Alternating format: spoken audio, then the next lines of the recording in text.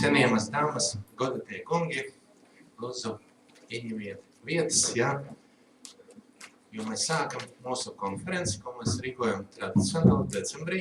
Jā, šī konference ir Rīgas menedžeru skolas organizēta konference Revīzija, nodokļi, grāmatvedība 2018.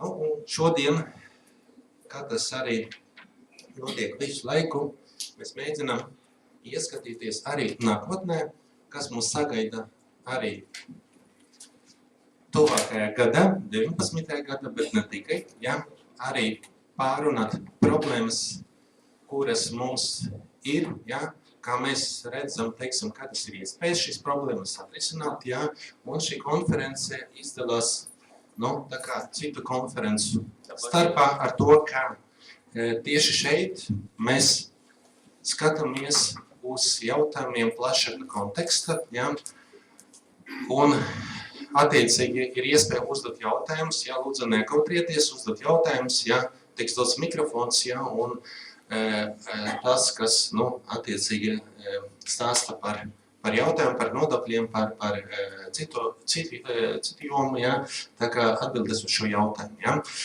Tad mēs sākam, ja, un es aicinu Jekaterinu Rojeku, ja.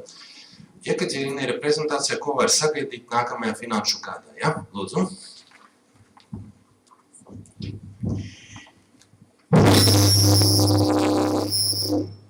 Okay, that's safe, I believe. Good morning.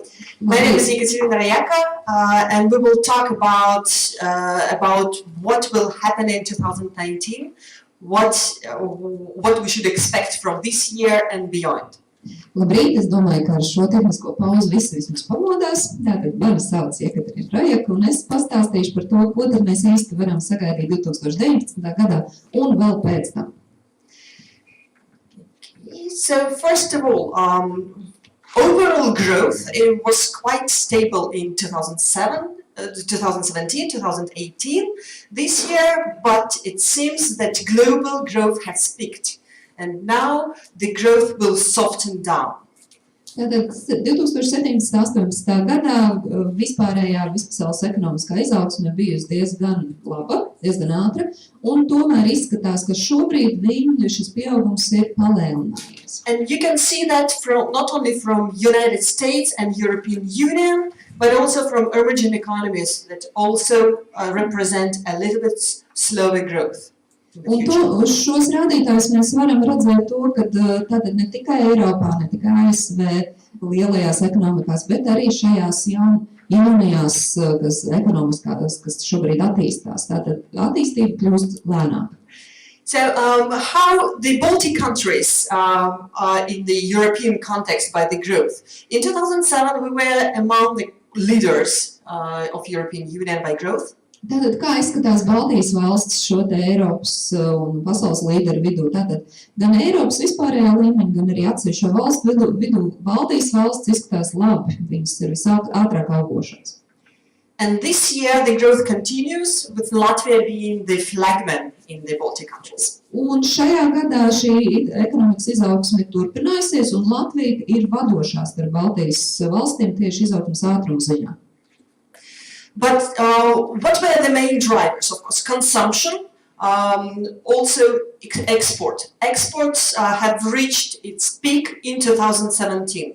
And now we see that the World Trade Organization forecasts that the trade will slow down.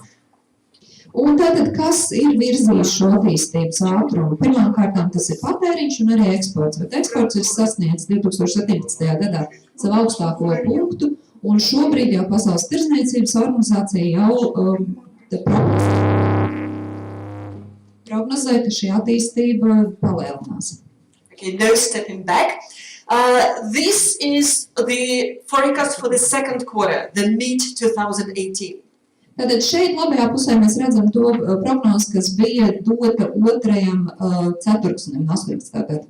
And just in the 2 quarters, this sign has been shown towards the below trend. You can see it from export orders, from electronic components, automotive and raw materials. Un jau 4. ceturksnī šis rādītājs ir krietni pazeminājies, tātad pieturojies sarkanai zonai, un mēs redzam, ka pārsvarā tas ir daļa eksporta, elektroniskie, automašīnām un arī lauksaimniecības komponentiem. We also see that productivity overall in the globally in advanced economies has been stagnating. It's slowing down. Both the productive investments and overall productivity is lower than before the crisis. Un mēs arī redzam, ka, ja runa par produktivitāti, tad visos lielajos tirgos produktivitāte samazinās un viņa ir mazāka, zemākā līmenī nekā pirms krīzes. On the other hand, there are economies, emerging economies that are showing much better results. And one of them, of course, is China, who is about to become the #1 economy, not only in purchasing power, GDP, but in nominally. That means that China will be the largest economy in the world by 2030. Bet viennozīmīgi ir arī tāds ekonomikas, kuras ļoti strauji attīsties, un, protams, šeit mēs runājam par Ķīnu. Tātad, ja ir attīstība ļoti strauji aug, ne tikai runājot par iekšzemes koproduktu, arī pirktspēju, ja, un šeit jau mēs labajā pusē redzam to prognozi, kā attīstīsies tālāk Ķīnas ekonomika. And this actually is the core problem of the trade war that was happening and is still happening between the China and United States. Un šīs fakts tieši ir pamatā tam tirdzniecības karam, kurš jau šobrīd notiek starp ASV un Ķīnu. We see that imports from China is increasing and the trade deficit between the two countries has been rising. Mēs redzam to, ka imports no Ķīnas aizvien pieaug un tirdzniecības deficīts tātad starp abām valstīm aizvien pieaug arī. Interestingly, that United States are exporting from China are imported from China raw materials, but China, vice versa, the United States takes from China semiconductors and higher value added products. Vice versa, China is importing from United States only raw materials. Interesanti šobrīd situācija, ka Ķīna no ASV iepērk izejmateriālus, savukārt ASV no Ķīnas jau iepērk šo te gala produkciju. But we also see that the overall tariff war that has begun in 2018 now is getting to a closure. Overall tariffs, United States are taking 2,050 billion United States dollars in tariffs from China, and China has implemented about a half of that sum, 110 billion United States dollars. Tātad šeit ir ļoti interesanti, kas notiek tarifu cīņā, tātad tarifu cīņa nepārtraukti notiek, bet viņa tā kā ir sasniegusi savu augstāko punktu, un tātad tarifos ASV ir iekasējusi no Ķīnas apmēram 215 miljārdus. Ķīna no šīs summas, tātad kā pretdarbība ir ja kā atbildi, ir iekasējusi pusi, apmēram 10 miljārdus. The good sign is that in the beginning of December, both countries agreed to put on hold the new tariff rounds, because it was proposed that since 2019, another even higher tariffs would be implemented. Un tā labā ziņa šobrīd, ka decembrī tikko abas valsts ir vienojušās, ka viņas tā kā iepauzēs tarifu paaugstināšanā, tā kā tāds moratorijas pasludināts uz brīdi vismaz, jo tā runa bija, ka tarifi turpinās palielināties arī 18. gada beigās 19. gada. And that means that inflation will be a little bit slower than previously. Mums tas nozīmē to, ka inflācija augs nedaudz zemāk. Of course, Trump believes that United States will win the war. Protams, Trumps tic, ka ASV uzvarēs šajā karā. But the reality, it might be quite different, because we see that China is very quickly closing the gap in industrial competitiveness. Bet tā realitāte nedaudz savādāk, jo mēs redzam, ka Ķīna ļoti ātri sāk tuvoties tam līnijam, kur, lai tātad šī industriālā konkurences cīņa būtu vienlīdzīga ar lielajām valstīm. And here you see the different areas where the Japan and China are competitive towards each other. Un labajā pusē mēs redzam tās jomas, kurās tad šobrīd konkurē Japāna un Ķīna. The only area which China is not closing the gap is motor vehicles. Vienīgā joma, kur Ķīna vēl nav pietuvusies Japānas līmenim, tas ir auto rūpniecība. But here, the Japan is actually taking the most investments into this area. More than 1/3 of all investments in Japan is going to the motor vehicles. Bet šeit jāatzīmē, ka Japāna vairāk kā pusi, 36,3% investīciju iegulda tieši auto attīstībā. And guess how much is China is investing and where it's investing? It's investing in electro vehicles and driverless cars. So it's the future. Bet savukārt Ķīna jautājums, kur tad viņi investē? Viņi investē tieši elektromobīļos un automašīnas, kuras tātad pašas sevi vada. And overall investments of China into productive measures is 4 times higher than in Japan. Un tātad Ķīna investē nākotnē un kopējais investīcija apjoms visās šajās nākotnes tehnoloģijās ir 4 reizes lielāks nekā Japānai. So we see also that China is much more forward-looking country than more of the advanced economies. They are one of the digital leaders and they are rebalancing their growth very smartly. Un tātad mēs redzam šobrīd to, ka Ķīna ir daudz gudrāka investētāja nekā attīstītās valstis, tātad viņi investē jau nākotnes industrijās un viņi gudrāk izlīdzina šīs investīcijas. And most probably you've heard about this story, how Richard Nixon asked Mao Zedong, what do you think about French economy 150 years after it happened? Un tātad varbūt jūs dzirdējuši par šo slaveno dialogu, tātad Ričards Niksons prasīja Mao Zedongam, tātad, ko tu domā par Franču revolūciju, tur par ekonomiku? And Mao answered, it's too early to say. Un lai gan bija pagājuši tik daudzi gadi, Mao Zedongs vienalga teica, vēl ir par agru. That's again the difference between the strategy and forward-looking. Tā ir tā atšķirība domāšanās stratēģijā, kā mēs skatāmies nākotnē. So most probably we will see not the America first, but the China 2025 sign in the global economy. Un globālajā ekonomikā mēs noteikti visdrīzāk redzēsim nevis šo lozungu Amerika pirmā, bet šo te Ķīna Made in China zīmi. So what are the problems in 2009 that we will happen to see and we will happen to feel? First of all, of course, it's Brexit. Tad kas ir tās problēmas, ar kurām mēs sastapsimies nākošajā gadā? Pirmkārtām, protams, Brexit. And despite Theresa May has been back to European Parliament to agree on the further agreements about the Brexit, we see that the problems are still there, and the current agreement is much closer to the hard Brexit rather to the version that most of the United Kingdom people has been looking forward. Tātad, lai gan sarunas vēl turpinās un atkal no jaunā versija tiek izskatīta Eiropas parlamentā, tad šobrīd tomēr izskatās, ka tas ceļš, kādu ies, drīzāk šis būs šis asais, skarbais attiecību pārtraukums, negluži tas, uz ko cer lielākā daļa no Lielbritānijas tautas. So what do we know now? That the next round, the voting will happen until 21st of January. We have three main positions that it will cost United Kingdom quite a bit to get this divorce bill.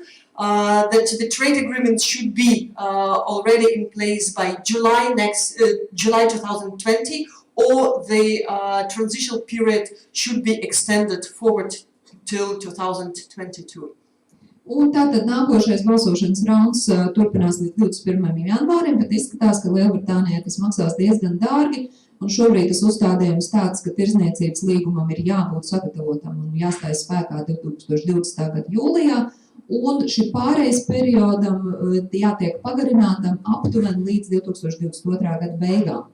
And the third position is the citizen rights, which was the priority of European Union, but there's still a lot of questions. How we will work abroad, both of the sides of the story, the Europeans in the United Kingdom and United Kingdom citizens among the countries of European Union is still the question mark. Un lielais jautājums vēl aizvien ir par pilsoņu tiesībām, tātad kā Eiropas pilsoņi varēs strādāt Lielbritānijā, Lielbritānijas pilsoņi strādāt Eiropas Savienībā. Šeit ir ļoti daudz rūpju, raižu un ļoti daudz jautājumu zīmju. Why it is important for you? Because there is a direct investments happening already now from United Kingdom to Europe. So seize the moment and prepare for the more consulting. Un kāpēc tas ir tik svarīgi šobrīd? Šobrīd jau ļoti daudz investīcijas tiek pārceltas no Lielbritānijas, tā plūsma ir Eiropas virzienā, un vienkārši izmantojiet to mirkli, izmantojiet šīs iespējas, un ļoti daudz konsultācijas vajadzēs arī no jūsu puses. And of course, further political instability that will happen in 2019 and possibly in 2020 will weigh on currency, on the pound and euro. Un jāņem vērā arī tas, ka tā politiskā nestabilitāte viņa viennozīmīgi ietekmēs arī abas valūtas. And you see how it is changing with any political decision. This was the decision that the vote will not happen this week. Un tātad šeit jūs redzat, kā svārstās valūtas vērtība attiecībā pret politiskajiem lēmumiem, un tātad pēdējais dziļais kritums ir tikko, kad tika pieņemts, ka tātad galējais lēmums netiks pieņemts šonedēļ. Italy, another problem, political problem, which also results in quite an economical uncertainty. Itālija ir vēl viens piemērs tam, kā politiskā neskaidrība ietekmē ekonomisko neskaidrību. New populistic parliament, their unfortunate budget, huge deficit that they have accumulated and proposed to European Commission has resulted in their higher yield spread between Italy and Germany. Tātad viņu ļoti neveiksmīgais budžets un viņu piedāvājums Eiropas Savienībā tātad atkal ir novedis pie ļoti lielām svārstībām, tieši runa par ieguldījumu atdevi. So what does it mean for the country and European Union? Just this small increase means 2.7 billion in debt service for the country. So it's really huge. Un ko tas nozīmē ciparos? Tātad šis paliciens, kas ir politisko svārstību dēļ paliciens, viņš ir rezultējies 2,7 miljardu parādā. Russia, again, our export partners, your export partners, and we see that the potential growth is declining in many areas. Krievija, kas ir mūsu un jūsu potenciālie partneri, šeit mēs redzam, ka prognozes atkal, ja runa par tieši tirzniecību, ir ļoti vājas, tātad pazeminās. Especially in purchasing power. It īpaši, ja runa par pirktspēju. So, and we see that approval rates of Putin and Medvedev has been slowing down and getting worse and worse. Un mēs redzam arī šos te rādītājus, ja runa tieši par to, kā ietekmē Putina darbības un Medvedeva darbības, tātad mēs redzam arī, tas visu laiku iet uz leju šie rādītāji. So, is the crisis is coming 2019? Un vai 2019. Gadā mūs sagaida krīze? There are three main reasons what could cause more talks about the crisis. Un šeit ir iemesli, kāpēc cilvēki runā par krīzi. First of all is drastic change in monetary policy. Pirmais iemesls ir tas, ka notiek diezgan lielas, drastiskas izmaiņas šajā finanses politikā. The interest rates are rising both in United States and European Union. Procentu likmes gan Eiropas Savienībā, gan ASV pieaug. So next week, the United States will see interest rates again one more step up.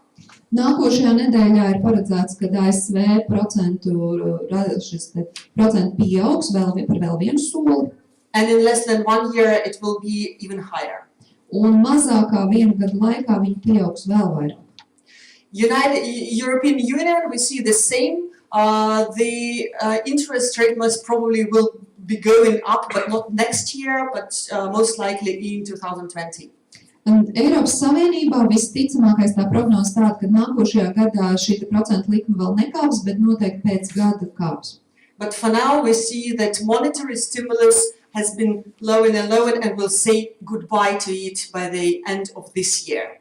Bet mēs redzam to, ka šie monetārie stimuli, viņi kļūst arvien zemāki un līdz gada beigās nāksies no tiem laikam atvadīties vispār. And that means that all the country with the debt problem, Greece, Italy, Spain, will have a huge headache. Un tas nozīmē to, ka tādas valsts, kurām ir liels parāds, tātad Grieķija, Itālija, Spānija, viņus piemeklēs ļoti smagas galvas sāpes. And this may transform into higher uncertainty, lower exports, lower growth. Un tas savukārt var rezultāties vēl lielākā politiskā neskaidrībā, zemākā eksporta līmenī un tātad attīstības līmenis pazeminās vēl vairāk. And regarding the debt, so huge debt, not only European Union, but all over the world is increasing, and any increase in interest rate will have a problem and mark on growth. Un tātad, ja runa par parādu līmeni vispār, visā pasaulē parāds pieaug aizvien vairāk, un tātad tam savukārt atkal ir ietekme uz izaugsmi. The commodities is another reason that prompt a lot of doubt about the crisis, whether it should happen already next year or in 2020. Un tad ir runa tātad par precēm, patēriņu precēm, tātad kas tad notiks nākošajā gadā, šajā gadā, kāds tās cenu pieaugums, tirdzniecības pieaugums vai kritums. This shadowed periods are the recession in the United States. Tātad ieēnotās daļas ir recesijas periodā ASV. And it's only the question whether this decline should be shadowed already. Un šobrīd ļoti liels jautājums, vai arī šobrīd tas kritums, kurus mēs vērojam, būtu jāiekrāso kā recesijas periods. We see the stock markets returns have shifted. Mēs redzam arī to, kā peļņa akciju tirgos ir izmainījusies. And emerging markets are not so profitable anymore. Arī attīstības tirgu vairs nav tik ļoti ienesīgi. And here we see the dot-com recession, the Great Recession, and the question mark whether we are on the recession brink already here. Un tātad uz kreisajā pusē sākotnēji mēs redzam dot-com recesiju, pēc tam ir lielā recesija, un tad jautājums, kas notiek šobrīd, vai arī ir recesija. And the Bitcoin. I hope you have not invested in the Bitcoin so far. Un Bitcoins, protams, un es ļoti ceru, ka jūs neesat viņos investējuši. Good for you. This slide from 70,000 to below already now. This was the yesterday's mark. Now it's a little bit lower. It's really huge. Tātad kritums no 17,000 uz šis ir vakardienas cipars 3,397, šodien ir vēl zemāk. Kritums ir vienkārši milzīgs. And that's one more argument for what is popular is not valued quite well. Un vēlreiz tas pierāda veco labo teicienu, ka tas, kas ir populārs, bieži vien nemaz nav tik vērtīgs. And the changes has emerged very quickly, much more in a quicker way than most of the famous futurists have predicted. Un tās izmaiņas notiek daudz ātrāk nekā to prognozēja 11 slavenākie Bitcoin futūristi. And only 2 persons here among the 11 famous people on Bitcoin prediction, classic economists, Stiglitz and Kenneth Rugwell, they predicted so far the decline in Bitcoin price, but even they thought that it will take a lot more time for that. Un tikai 2 cilvēki, Stiglitz un Rugwells, tātad no šiem 11, viņi, kas pārstāv klasisko skolu prognozēs, tad viņi bija vienīgie, kas teica, ka vērtība kritīsies, bet pat viņi neprognozēja tik ātru kritumu. So while investment don't listen only to technical people, listen to the economists too. Un tas padoms šeit ir, ko mēs varam mācīties, neklausieties tikai tehniskos cilvēkus, klausieties arī ekonomistus. But despite that, these are the only reasons that are showing some problems in 2019, and it doesn't seem that it is enough to say that the 2019 is the year of recession or stagnation. Not yet. Un lai gan mēs redzam, ka ir vairāk iemeslu, par kuriem mums ir jādomā, tad tomēr ar tiem nepietiek, lai prognozētu, ka 19. gads mums būs recesijas vai stagnācijas gads. But definitely the risks are rising, and they're rising not in your country, not in our country, not in the Baltic regions, but they're rising from outside. Bet risks aizvien pieauga, bet tas nepieaug tieši tāpēc, ka mūsu valsts pie tā būtu vainīgs, Baltijas vai pat reģions, bet tas pieauga ārpusē. But what will happen beyond 2019? That's the most important question. 19. gads viena lieta, bet kas notiks vēl pēc tam? I know you're work hard people. You work a lot of hours. Un es zinu, ka jūs strādājat daudz un smagi garas darba stundas. On average, Latvian people work 64 days more than people in Germany.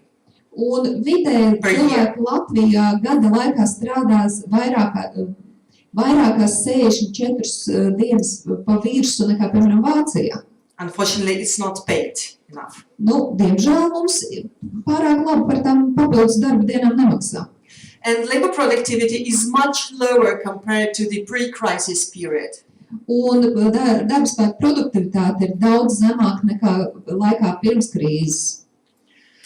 And what are the reasons among the purchasing powers, etc.? The investment is knowledge are crucial for the future, and unfortunately here the Baltic countries are not the leaders.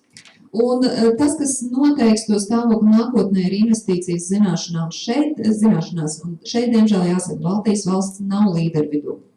And here is the statistics for adults who were in learning courses of any kind, any learning seminars in last month, which was quite lower compared to the flagman countries of North Europe. Un šī ir statistika tātad par tiem pieaugušajiem, kuri aptaujas brīdī, pētījuma brīdī tātad kaut kur mācījās, bija jebkādos kursos vai mācību iestādēs. Un šeit jāsaka, mēs krietni atpaliekam no tām attīstītām valstīm. So applause yourself for being here, you are rising this indicator. Un aplaudējiet, jūs esat malēči, ka esat šeit, jo jūs esat tie, kas paaugstina šo indikātoru. Okay, yeah, right. Tieši tā, aplausi mums. So skills are changing, and that's why we need to invest in ourselves much more than previously. We're going from reading, writing, listening towards the critical thinking and complex problem solving. Un prasmju saraksts, vajadzīgo prasmju saraksts krietni mainās, un tāpēc mums ir jāinvestē sevi. Piemēram, mēs dodamies no lasīšanas, rakstīšanas un aktīvās klausīšanās uz kritisko domāšanu un analīzi. And if we don't get the switch from this declining towards the growing skills that are most important for the market, we might be out of the job in the future. Un ja mums neizdosies nomainīt šos vienu prasmu sarakstu pret otru, iespējams, ka pēc kāda laika mēs vienkārši būsim ārpus aktīvā darba tirgus. Like that. Apmēram tā tas varētu izskatīties. And here is the risk of automation for different professions. Un šeit ir automatizācijas riska saraksts vai grafiks dažādām profesijām. And it is also happening for the well-paid jobs as well as for the low-paid jobs. Un apdraudēts ir ne tikai zem apmaksātās profesijas, bet arī augstu apmaksātās profesijas. But of course, the low-paid jobs are under the more danger. Bet, protams, zem apmaksātās profesijas viņām ir daudz lielāks risks. Do you see auditors and accountants? Vai jūs redzat, kur ir auditori, grāmatveži? Here it is, with a higher possibility of being automated. Arī mēs tur esam tātad ar šo lielo iespēju, ka arī mūsu darbs var tikt automatizēts. And I will ask to take a look on another profession, lawyers, which highly paid and low risk for automation. Bet paskatieties, piemēram, kur atrodas juristi, ja, kur ir augsti apmaksāti, bet viņiem ir ļoti zems automatizācijas risks. And why? Because recently there was one exercise, artificial intelligence or robots automation versus the lawyers. Un tātad, kāpēc? Tātad nesen bija tāds uzdevums, tātad mākslīgais intelekts pret juristiem. 20 top and very highly paid lawyers against the robots in the United States. ASV tātad sacensības starp 20 ļoti augstu apmaksātiem juristiem un mākslīgo intelektu. They were given the same exercises. The accuracy level for the robot was 94%. The best lawyers also answered 94%. Un tātad atbilžu precizitāte robotiem vai mākslīgam intelektam sasniedz 94%, vidējais 85%, dažiem labākajiem juristiem arī bija 94%. Unfortunately, the worst of the best lawyers answered only 64%. Diemžēl sliktākie no labākajiem juristiem spēja atbildēt tikai ar 64% precizitāti. That's why the robot won. Un vidējais rādītājs robotiem augstāks. Time taken for that. The lawyers spent about 160 hours for this exercise. The robot 26 seconds. Laiks, kas tika patērēts, tātad juristiem prasīs 160 stundas, robotam 26 sekundes. And most importantly, robots don't drink coffee. Un vissvarīgākais, roboti kafiju nedzer. So this is a quote of a very famous person. If the rate of change on the outside exceeds the rate of change on the inside, the end is near. Un šo ir teicis kāds ļoti slavens cilvēks, tātad, ja izmaiņa ātrums ārpusē pārsniedz izmaiņa ātrumu iekšpusē, tad gals ir tuvu. And this is by Jack Welch, former General Electric CEO. Tātad bijušais General Electric vadītājs Jacks Welch. So main findings from this presentation. First of all, there should be no recession in 2019. That's a good news. Global growth remains solid. Tātad galvenie secinājumi no šīs prezentācijas. Tātad recesijas 19. gadā nebūs un tātad globālā izaugsme vēl aizvien turpināsies. However, risks are rising and also interest rates are increasing. Bet tomēr riski pieaug, arī procentu likums pieaug. The economic policy will be mostly inflated by political tensions. Un lielākoties ekonomika ietekmēs tieši politiskais situācija. And for your business, future business models, be prepared for the cardinal shift. Invest into innovation and automation. Be smarter. Use the data. Switch from automative things that you can that you can pursue to the robots towards consulting. That's the safe territory, and invest wisely. Invest into yourself. Un tātad, ko darīt? Esiet gudri, tātad jau tagad sāciet gatavoties pie šiem kardinālajām izmaiņām. Investējiet inovācijās, automatizācijā. Visu, ko var automatizēt, automatizējiet, paturiet sev konsultācijas, kas ir tā daļa, kas nav apdraudēta. So work smarter, not harder. Strādājiet gudrāk, nevis smagāk. Thank you. Paldies!